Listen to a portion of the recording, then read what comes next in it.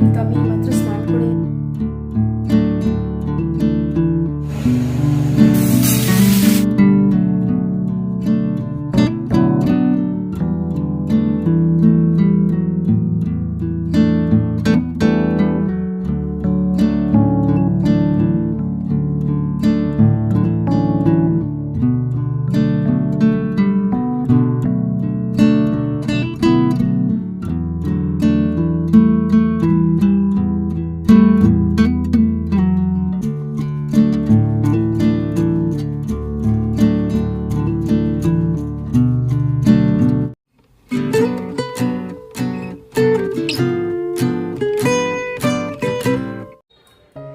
Good morning. তো আমি মাত্র স্নান করে এলাম। আমার প্রচণ্ড গলা বসে রয়েছে, তো ঠাকুরের ওখানে সব পরিষ্কার করব, গোছাবো, পুজোর জোগাড় করবো। ঠাকুরমশাই আসবে, বাইরে এত আওয়াজ হচ্ছে, জানি না আমার কথা শুনতে পাচ্ছেন কি না। তো এখন 10টা মতো বাজে, আমি এই মাত্র স্নান করে এলাম। ঠাকুরের ওইখানে এখনও হাত দিইনি। তো এখন ওইখানে সব গুছিয়ে টুছিয়ে ঠাকুরের জোগাড় করে নেবো, ফল টল বানিয়ে নেবো। তারপর ঠাকুরমশাইকে ফোন করে ঠাকুরমশাই এসে পুজো দিয়ে যাবে। তো চলুন আবার পরে আসছে আপনাদের সামনে। এদিকে ঠাকুরমশাই পুজো দিয়ে চলে গেছেন। আজকে যেহেতু দই খই দিতে হয় সরস্বতী পুজোর পরের দিনকে, তো উনি দই খই দিয়ে সব ঘরটট নড়িয়ে দিয়ে গেছেন। পরে ওই জায়গাটা গুছিয়ে নেব। আর এদিকে যে সকালকার ব্রেকফাস্ট, আজকে দই খই তার সঙ্গে ফল প্রসাদ রয়েছে, এগুলো খেয়ে তারপরে সব পুজোর বাসনগুলো আমি এখন মাজতে যাব। আবার অনেকক্ষণ পর আপনাদের সামনে এলাম। ঠাকুরের ওই জায়গাটা গুছিয়ে পুজোর বাসন টাসন মাজতে আমার অনেকটা টাইম চলে গেছে, এখন প্রায় 1টা বাজতে গেল। সেই জন্য একদম তাড়াহুড়ো করে দুপুরের রান্না বসিয়ে দিয়েছি। আজকে দুপুরের রান্নাতে করব ফুলকপি আলু দিয়ে পনিরের তরকারি করব। ওদিকে প্রথমে ভাতটা বসিয়ে দিয়েছিলাম, আর পাশের গ্যাসের ওভেনে আমি আলু আর ফুলকপিটা একটু ভাপিয়ে নিয়েছি। এবার পনিরটাকে ভেজে নেব। আসলে আপনাদেরকে তো বললামই, 10টার মধ্যে আমি স্নান টান করে একদম রেডি হয়ে ঠাকুরের ওইখানে সব গোছাতে চলে গিয়েছিলাম। গোছাতে খুব একটা সময় লাগেনি, 15-20 মিনিটের মধ্যে সব গুছিয়েও নিয়েছিলাম। তবে ঠাকুরমশাই আসতে অনেকটা লেট করেছিল। আর যেহেতু আমি বাড়িতে একা ছিলাম, তো যেই জন্য ঠাকুরমশাই যখন পুজো করছিল সেটা আপনাদের সঙ্গে শেয়ার করতে পারিনি। বিজয় একটু বেরিয়েছিল, তারপরে এসেও প্রসাদ টসাদ খেয়েও বেরিয়ে গেছে। আর এদিকে আমি ঠাকুরের ওই জায়গাটা গুছিয়ে পুজোর বাসন টাসন মেজে সোজা চলে এসেছি রান্না করতে। এর আগের ভিডিওতে আপনাদের সঙ্গে তো শেয়ার করেছিলাম, বাপের বাড়িতে গিয়েছিলাম পুজো টুজো দিয়ে লুচি টুচি খাওয়ার জন্য। তবে তখন আর বাবু বাড়িতে আসেনি, কারণ আমাদের বাড়িতেই মানে বাপের বাড়ির পাশে মাঠে খুব বড় পুজো হয়। তো বলছিল ওখানটায় যাব দাদার সঙ্গে, মানে আমার বাবার সঙ্গে রাত্রিবেলায় সন্ধ্যাবেলায় যাবে। তো বলেছিল যে আমি থাকি, আমি কালকে চলে যাব। তো আজকে দুপুরের দিক বা বিকেলের দিকে হয়তো চলে আসবে, কারণ সন্ধ্যাবেলায় ওর আজকে পড়া রয়েছে। যাই হোক, এদিকে কথা বলতে বলতে আমার মশলাটা রেডি করে নিয়েছি, আর ওদিকে প্রথমে পনিরটা ভেজে তারপরে আলু আর ফুলকপিটা ভাপিয়ে নিয়ে একটু ভালো করে ভেজে নিয়েছি। আজকে পনির ভাজতে যে একটু সমস্যাই হচ্ছিল, আর কড়াইয়ের সঙ্গে পুরো লেগে গিয়েছিল। তার কারণটা হচ্ছে ফ্রিজ থেকে বের করেই ভাজতে বসিয়ে দিয়েছিলাম। অন্যান্য দিনগুলো আমি পনির টনির ফ্রিজ থেকে বের করলে মিনিমাম 2-3 ঘন্টা আগে বের করে রাখি, তাহলে বরফটা বের হয়ে যায় আর ভাজতে গেলে সমস্যা হয় না। আজকে পনিরটা ভাজতে যে এত অসুবিধা হয়েছে, পুরো কড়াইয়ের মধ্যে লেগে গেছিলো, আর পনিরটাও বেশ ভাঙা ভাঙা হয়ে গেছে। আমি এখন দিনের বেলায় ভয়েস দিতে বসেছি, আশপাশে প্রচুর আপনারা নয়েজ পাবেন, প্লিজ একটু ইগনোর করবেন। আসলে এই ভিডিওটা গতকাল রাত্রির বেলাতেই ভয়েস দেওয়ার কথা ছিল। আমি বেশিরভাগ সময় ভয়েসটা রাত্রেবেলাতেই দিয়ে রাখি, কারণ রাত্রেবেলায় এত আওয়াজ থাকে না। আর দিনের বেলাতে প্রচণ্ড চেঁচামেচি হয়, আমাদের আশেপাশে সব বাচ্চা টাচ্চা রয়েছে, তার পাশাপাশি একটা কারখানাও রয়েছে, যে কারণে ভীষণ আওয়াজ হয়। সেই জন্য আমি রাত্রের বেলাতেই ভয়েসটা দিতে বেশি পছন্দ করি, তাতে সুবিধাও হয়, আওয়াজটা কম হয়।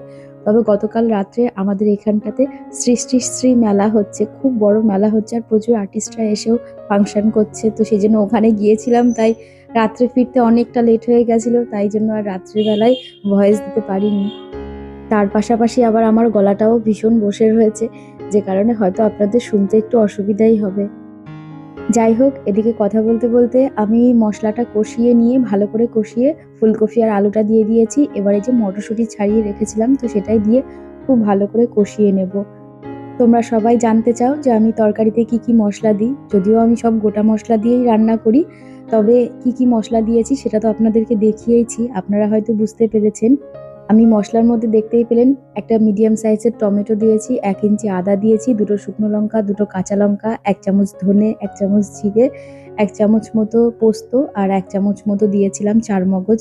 তো এটা দিয়ে খুব ভালো করে পেস্ট করে তারপরে লবণ হলুদ দিয়ে মশলাটাকে খুব ভালো করে কষিয়ে নিয়ে তারপরে এই যে জল দিয়ে দিয়েছি, মানে আলু ফুলকপি দিয়ে মশলাটা কষিয়ে তারপরে গরম জল দিয়ে দিয়েছি। আর মাঝে একটু চিনিও দিয়েছিলাম, কারণ নিরামিষ তরকারিতে একটু চিনি দিলে বেশ ভালো লাগে খেতে। আর এদিকে এই যে ঝোলটা ফুটে উঠলে পরে পনিরগুলো অ্যাড করে দিয়েছিলাম, দিয়ে একটু বেশ ভালো করে 5 মিনিট মতো হাই ফ্লেমে ফুটিয়ে নেব।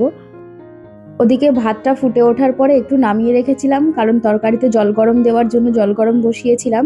তারপরে ভাতটাও বসিয়ে 5 মিনিট মতো ফুটিয়ে নিয়েছি, ভাত হয়ে গেছে। এবার ভাতটা উপর দিয়ে দেব। ওদিকে ভাতটা উপর দিয়ে একটু বেগুন পোড়া করতে বসিয়েছি। আর এই শীতের সময় গরম গরম ভাতের সঙ্গে গরম গরম বেগুন পোড়া খেতে খুব ভালো লাগে, সেই জন্য একটা বেগুন পোড়াতে বসিয়ে দিয়েছি। আর এদিকে আমার তরকারি হয়ে গেছে, গ্যাসটা বন্ধ করে দেবো। তার আগে আমি গরম মশলা দিয়ে ভালো করে মিশিয়ে নিচ্ছি, তারপরে গ্যাসটা বন্ধ করে একটু ঘি দিয়ে দেবো। এখন প্রায় 2টো বাজতে গেল, আর আমার রান্না যদিও প্রায় হয়েই গেছে, তবুও এত লেট করে সচরাচর আমি রান্না করি না। আমার রান্না কিন্তু এই 11টার মধ্যে হয়ে যায়, যেহেতু কাজের দিদি আসে।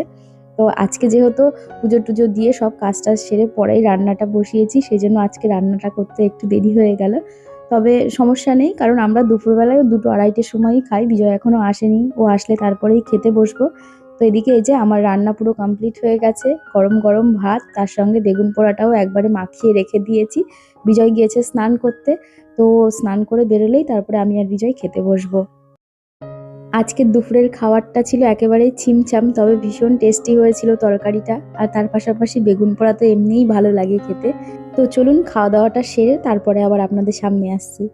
ওদিকে দুপুরে খাওয়া দাওয়া করার পরে একটু বসেছিলাম, আর ফ্লিপকার্টে কিছু পার্সেল অর্ডার দেওয়া ছিল, তো সেগুলো এইমাত্র দিয়ে গেল। আসলে আমার যে ডিশ লিকুইড জেলটা রয়েছে 2 লিটার করে নেওয়া হয়, তো ওটা শেষ হয়ে গেছিলো, তো আবার একটা অর্ডার দেওয়া হয়েছে। আর একটা 1.5 লিটারের হ্যান্ড ওয়াশের বড় পাউচ অর্ডার দেওয়া হয়েছে। তার সঙ্গে একটা বড় ডাব শ্যাম্পু অর্ডার দেওয়া রয়েছে, ডাব শ্যাম্পুটাই আমরা বেশি ইউজ করি। আর তার পাশাপাশি রয়েছে এই যে 2টো সান্তুরের রয়েছে, মানে হ্যান্ড ওয়াশ রয়েছে 2টো। আর তার সঙ্গে বড় প্যাকেটও আনা রয়েছে, মানে এইগুলো খালি হয়ে গেলে তারপর এগুলো ভরে নিই। তার সঙ্গে পোস্ত নিয়ে আসা হয়েছে, কারণ পোস্ত শেষ হয়ে গেছিলো। আর আমি যেহেতু ডিশ লিকুইড বেশি ব্যবহার করি, তা সাবানটা আমার কম প্রয়োজন পড়ে, সেই জন্য একটা পতঞ্জলির বাসন মাজার সাবানও এনে রেখেছি। আর এদিকে যে জিকের একটা রয়্যাল গরম মশলা, এই গরম মশলাটা ভীষণ সুন্দর, সেই জন্য এটাই আমি ব্যবহার করি। আর তার পাশাপাশি বিজয়কে জিরে আনতে বলেছিলাম আর গরম মশলা গুঁড়ো আনতে বলেছিলাম। ও জিরে গুঁড়োও নিয়ে এসছে, গরম মশলা গুঁড়োও নিয়ে এসে। যদিও আমরা জিরে গুঁড়ো খাই না, মানে গোটা জিরেই পেস্ট বানিয়ে খাই মিক্সিতে। তো যাই হোক, নিয়ে যতক্ষণ এসেছে একটু একটু করে ব্যবহার করে নেব। ওদিকে মুদিখানাগুলো সব গুছিয়ে রেখে তারপরে চলে এসেছি একটু পায়েস করতে। এখন ওই বিকেল 4টে মতো বাজে, আর ফ্রিজে ছিল আমুল গোল্ডের দুধ, তার পাশাপাশি খুব ভালো খেজুরের গুড়ের পাটারিও ছিল। অনেক দিন থেকেই বিজয় বলছিল যে একটু পায়েস খাবো, তো সেই জন্য ভাবলাম আজকেই একটু পায়েস করে দিই।